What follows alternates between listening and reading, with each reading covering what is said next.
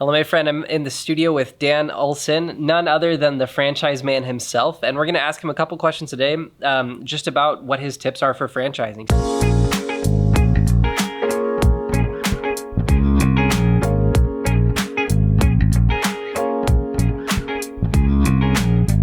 So, Dan, how did you get into the world of franchising? Well, I started in the corporate world. I spent 12 years with a major corporation, worked my way up the ladder, and I had enough of that. I didn't want to continue to work building their dreams. I wanted to build my dreams. And so the things that led up to that were very interesting, but I finally made the step out of that after I'd tried just about anything you could imagine for the different side hustles, whether it was mail order, whether it was direct sales, network marketing, even investing in residential real estate. I finally remember the day when the neighbor next door to me, he and I moved in the same day. I was moving from Colorado, he moved from New Mexico, and we started to get to know one another, and he's the one that changed my life. He introduced me to something that I never thought I'd get involved with, and I never thought was for me, and I never even understood it, and that was the world of franchising. He showed me how I could get involved with a small little company called Money Mailer Direct Mail Advertising, and I'm thinking, okay, let's give it a shot. So I jumped into that company at full speed ahead and succeeded and became one of their top people in that company. And it was a wonderful experience to be able to drop the corporate life, to be able to have complete freedom in a business of my own. Wow, that's incredible. And Dan, let me ask you, because I know a lot of people, millions of Americans are living paycheck to paycheck and they don't have a ton of money to invest in a side business or a side franchise. So what would be like one of the least expensive ways to get into this at this current, in 2022, So that's a great question. A lot of people have that struggle on how they do that. But yet in 2022, what we've seen with inflation, we've seen the prices of houses go up. We've seen our 401ks kind of go down a little bit, but there's still that cash in there. So there's a lot of places where we can go to get funding these days to turn that into cash flow. And so, but one of the least expensive ways is to get into a business like I did, which was more business to business oriented, where you're working directly with business owners who need to increase their sales, like I did with the direct mail company. So there's a couple different options I'll mention today. But the first one let's talk about is called Twisted Inc.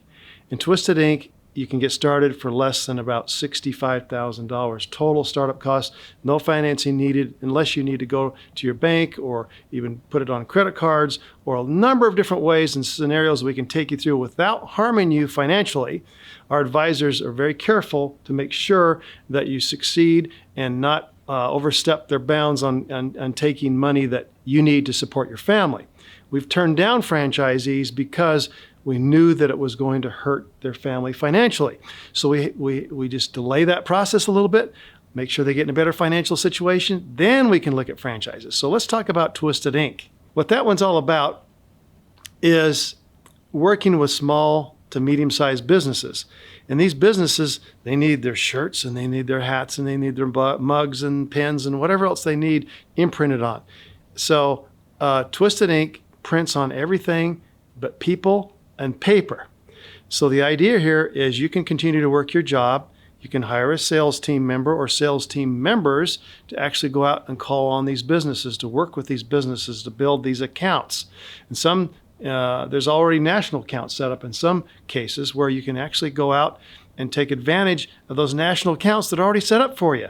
And so those sales team members go out and help build the business, and they can receive some ongoing income. But once those orders start flowing, that income continues to flow, ongoing over and over and over again. I love that business. In fact, I've invested in one of those, and I'm excited about moving this forward because of that ongoing business-to-business relationship and the ongoing recurring revenue that comes in from that. So less than $65,000, most people can grab that out of their home. They can get it through family members. They can even add it up on a couple credit cards along with some cash that they have. and there's really not a lot more startup than that because you can work it out of your home or small office.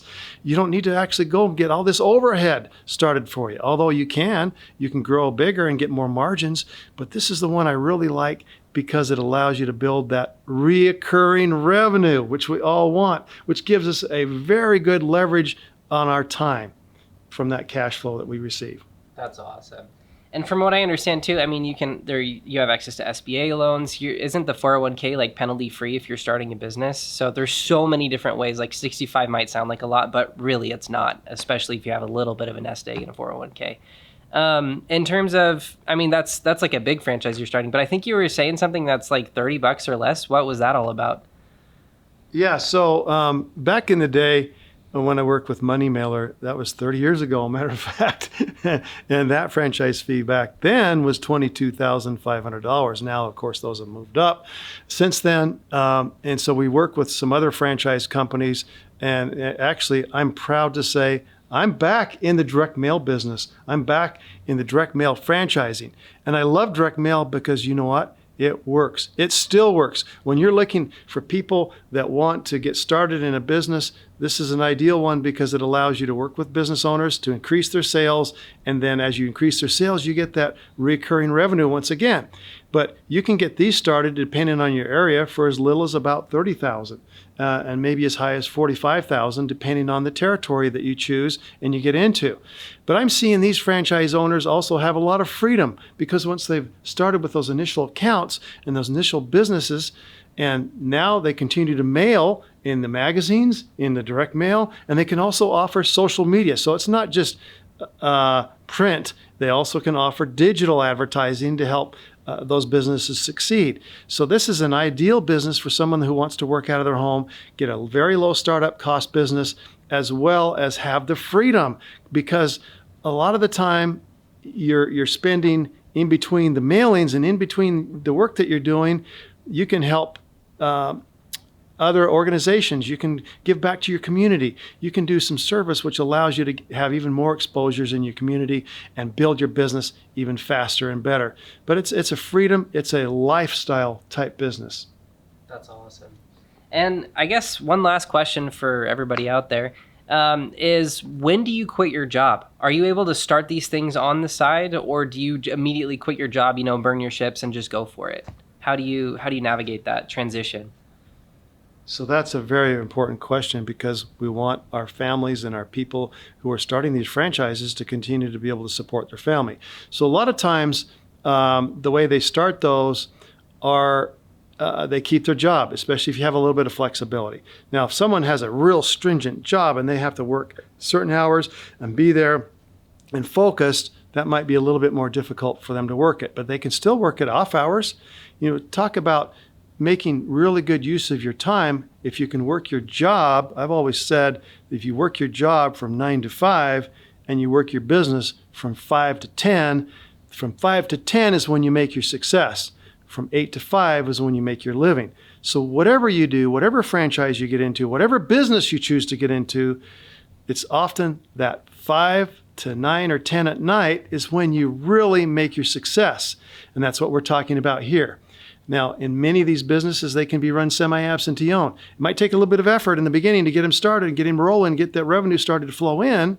But once that's starting to come in, now you can back off and work at maybe 8, 10, 12 hours per week, which allows you to have a really good return on your time with the cash that's coming in to you and your family.